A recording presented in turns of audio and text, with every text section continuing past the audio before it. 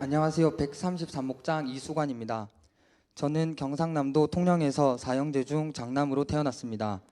저는 모태신앙으로 엄마 뱃속에서부터 교회에 다녔습니다. 저희 아버지와 어머니께서는 교회에서 만나 결혼을 하셨습니다.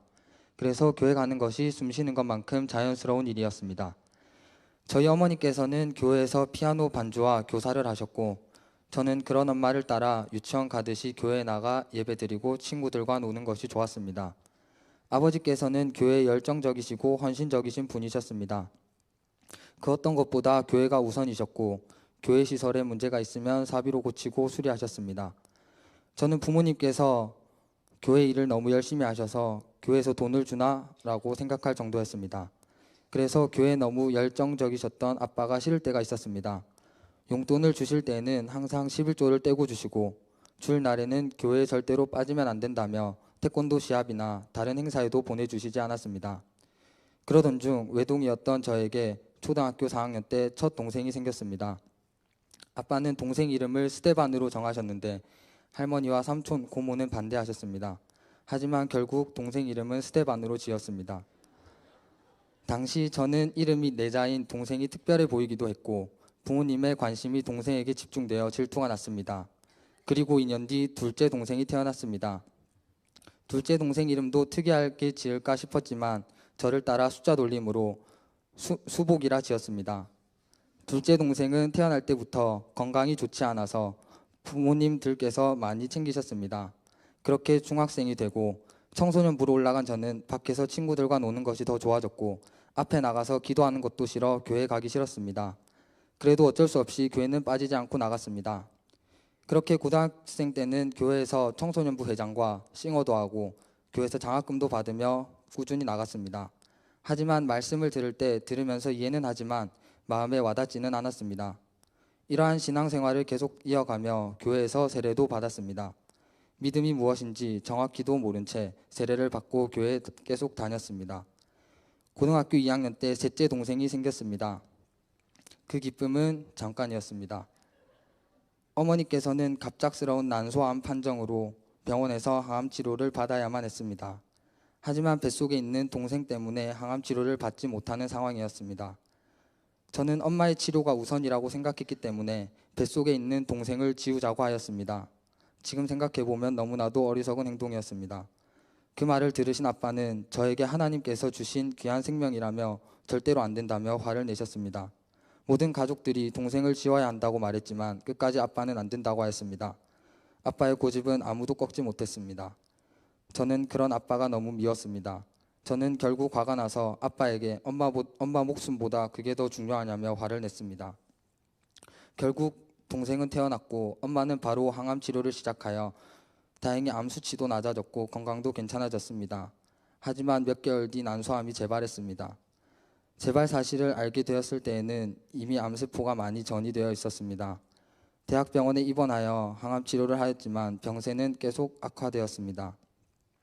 그렇게 어머니께서는 호스피스 병동으로 옮겨졌고 의사 선생님께서는 마음의 준비를 하라며 아버지와 저를 불러 얘기하셨습니다.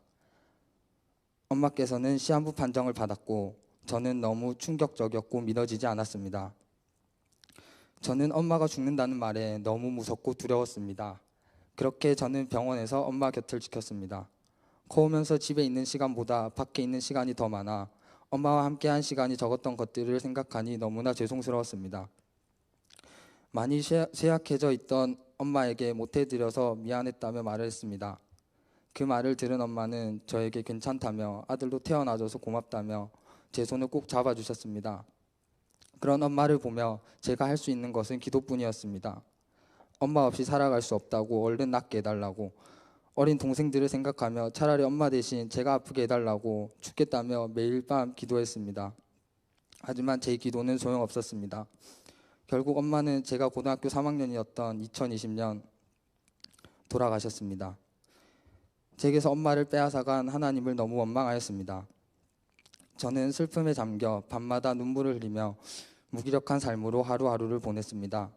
당시 8살, 6살, 2살이었던 아무것도 모르는 동생들을 보면서 나도 차라리 동생들처럼 어려서 아무것도 몰랐으면 좋겠다는 생각이 들었습니다.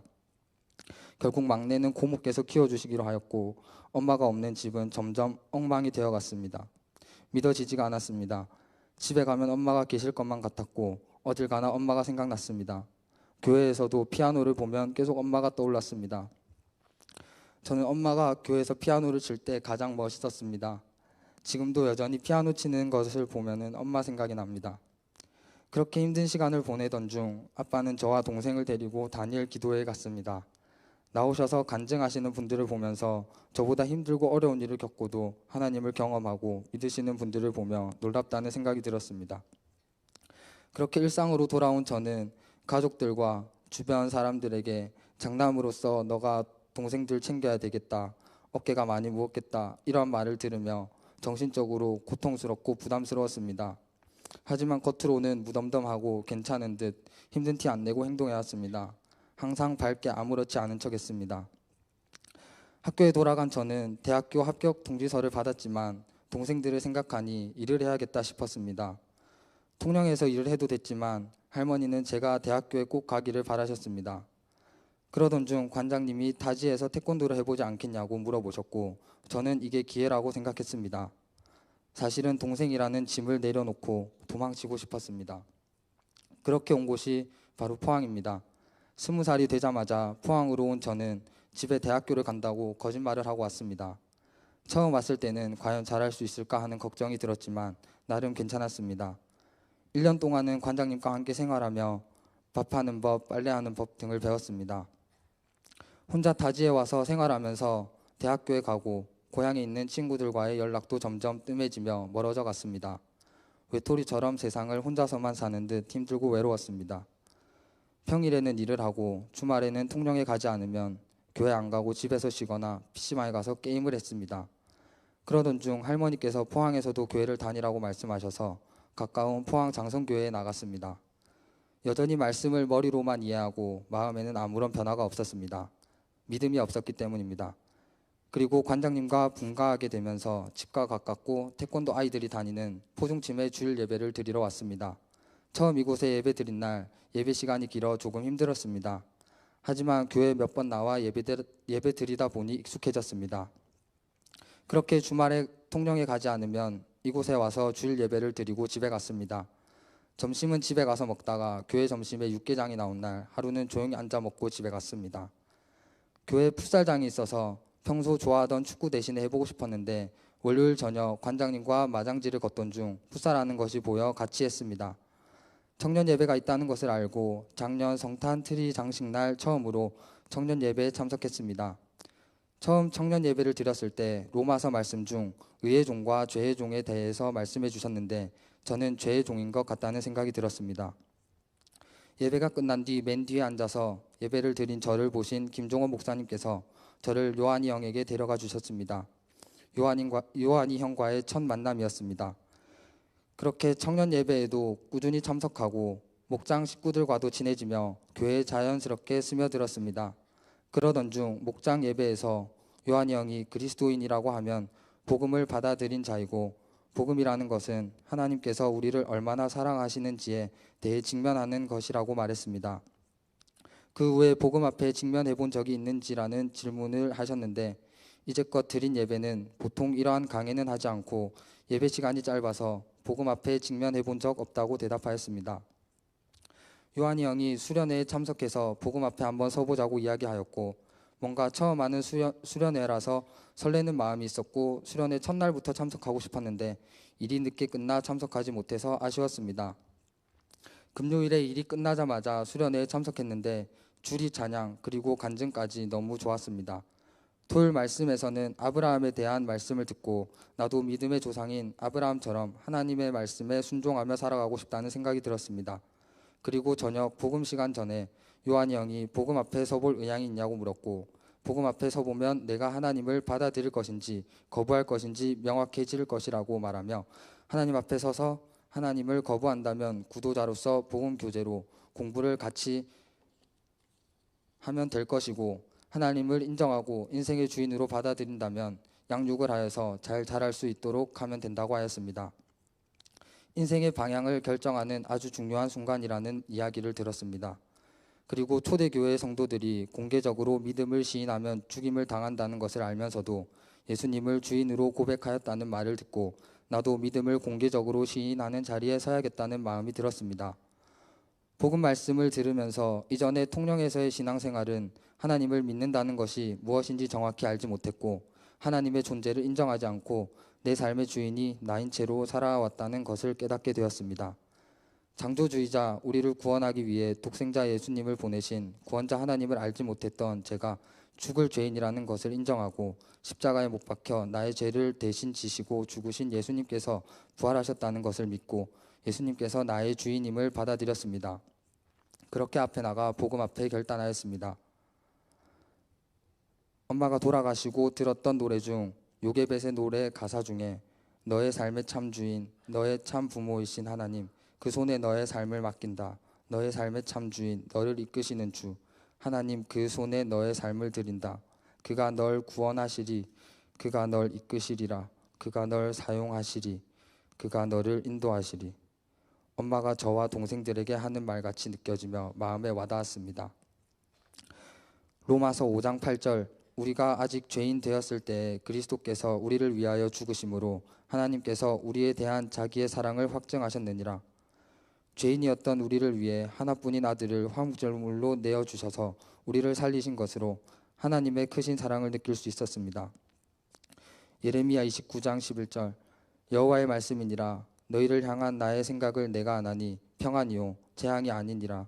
너희에게 미래와 희망을 주는 것이라. 에베소서 2장 8절 너희는 그 은혜에 의하여 믿음으로 말미암아 구원을 받았으니 이것은 너희에게서 난 것이 아니요 하나님의 선물이라.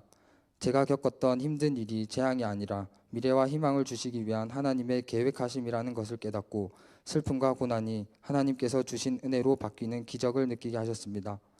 고린도전서 10장 31절 그런즉 너희가 먹든지 마시든지 무엇을 하든지 다 하나님의 영광을 위하여 하라. 마태복음 6장 33절 그런즉 너희는 먼저 그의 나라와 그의 의를 구하라. 그리하면 이 모든 것을 너희에게 더하시리라.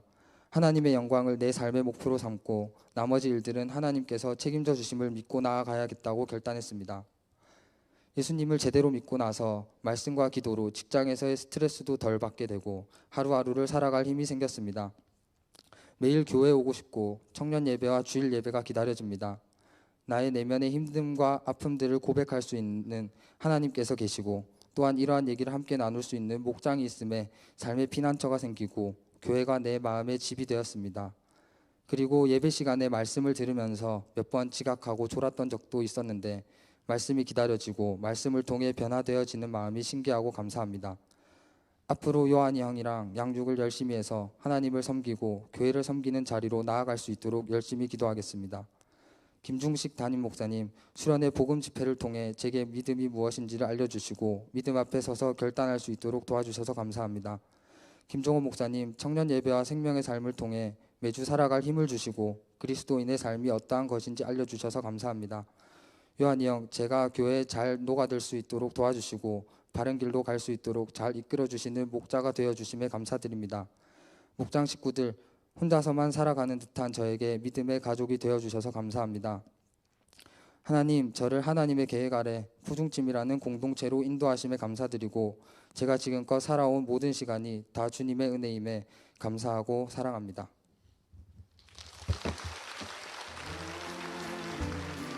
주님